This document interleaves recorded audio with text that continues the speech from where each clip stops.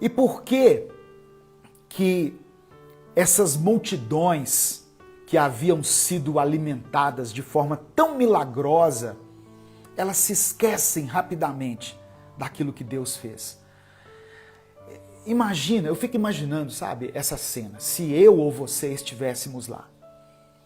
As pessoas com fome, de repente, Jesus, que estava ensinando tantas coisas, ele pega o pouco alimento que havia ali, sido dado a ele, e faz com que toda a multidão seja alimentada. Eu sei que a primeira coisa que nós valorizamos é o milagre em si. A fome das pessoas havia sido saciada, isso é maravilhoso. Mas, puxa, as pessoas precisavam entender, reconhecer que estavam ali diante de Deus. Não diante de um homem sábio, né, que sabia fazer uma mágica de multiplicar pães. Não, elas estavam ali diante do próprio Deus. Então, era natural que as pessoas ali se ajoelhassem, adorassem e louvassem a Deus. Mas o Evangelho não registra isso. Registra que cada um quis a sua parte ali, se alimentou, não é verdade? Então, às vezes nós estamos tão focados nas nossas necessidades e nos esquecemos de adorar a Deus, de glorificar a Deus por tudo aquilo que nós recebemos dele. Os livramentos de ontem são rapidamente esquecidos diante de novas crises que nós temos que enfrentar. É porque nós não compreendemos, na realidade, a dimensão, a grandiosidade, a soberania do Deus a quem nós servimos. Por isso que, de Gênesis a Apocalipse, a palavra sempre nos induz a nos lembrarmos de Deus. Lembre-se de Deus. Lembre-se de Deus. Tem sido tempos difíceis, tempos de grande luta, de muitas batalhas. Lembre-se daquilo que Deus já fez na sua vida e daquilo que Ele pode fazer. Quando Moisés libertou o povo do Egito, quando eles passaram pelo Mar Vermelho, se você ler lá em Êxodo capítulo 13, Deus, através de Moisés, exorta o povo de Israel, logo depois daquele milagre. Eu separei somente alguns trechos aqui de Êxodo 13, o versículo 3, o versículo 14 e o versículo 16.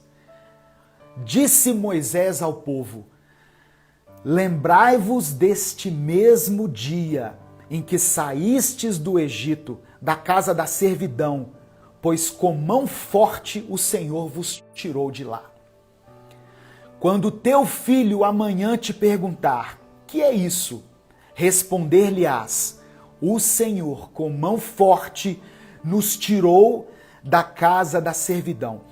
E isso será como um sinal na tua mão e por frontais entre os teus olhos, porque o Senhor com mão forte nos tirou do Egito. Eu li Êxodo 13, versículos 3, versículo 14 e versículo 16.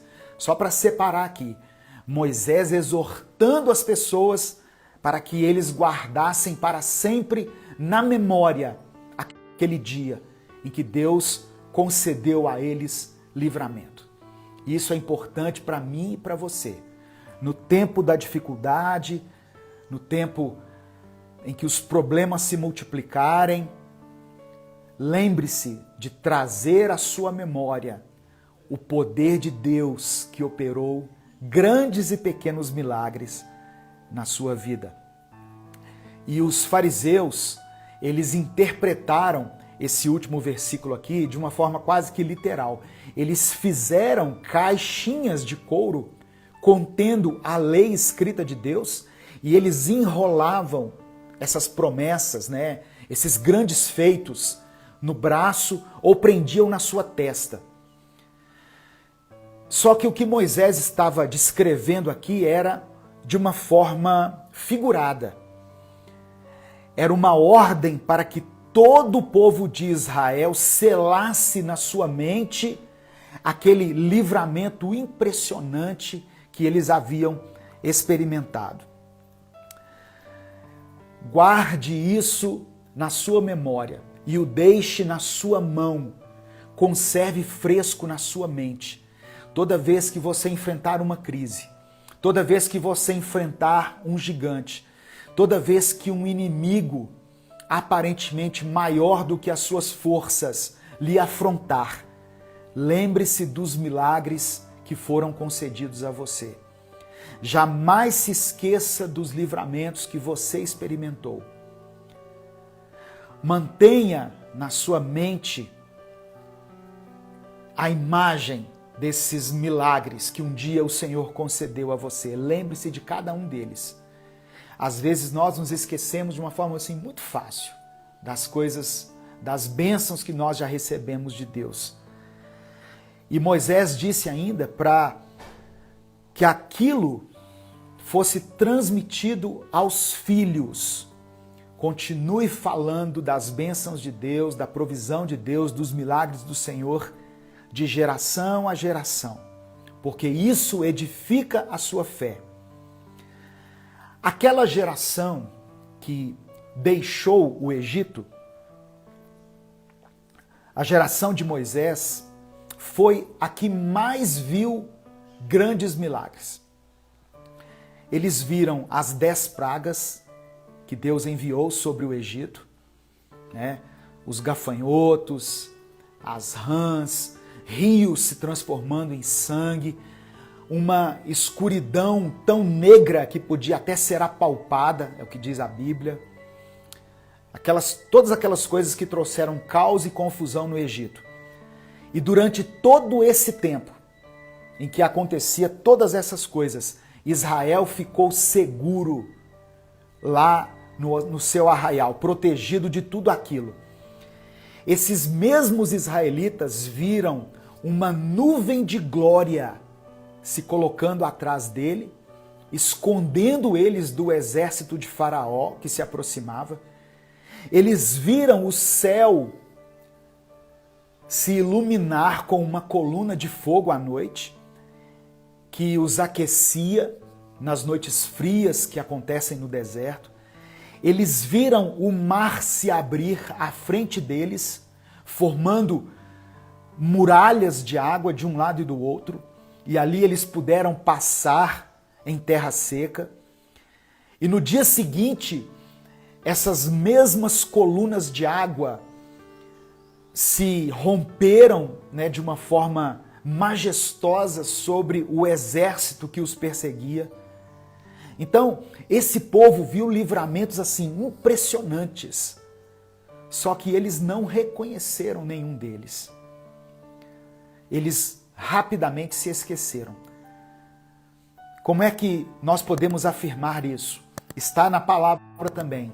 Se você ler Salmos, capítulo 106, no versículo 7, diz assim: nossos pais no Egito não atentaram às tuas maravilhas, não se lembraram da multidão das tuas misericórdias e foram rebeldes junto ao mar, o Mar Vermelho. Como que Israel foi rebelde, irmãos? 3 dias depois que aconteceu esse livramento milagroso, eles já estavam acusando Deus de terem levado eles para o deserto, para que eles morressem de sede.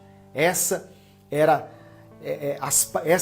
as palavras que o povo estava expressando 3 dias depois de terem experimentado a travessia do Mar Vermelho, aquele livramento maravilhoso.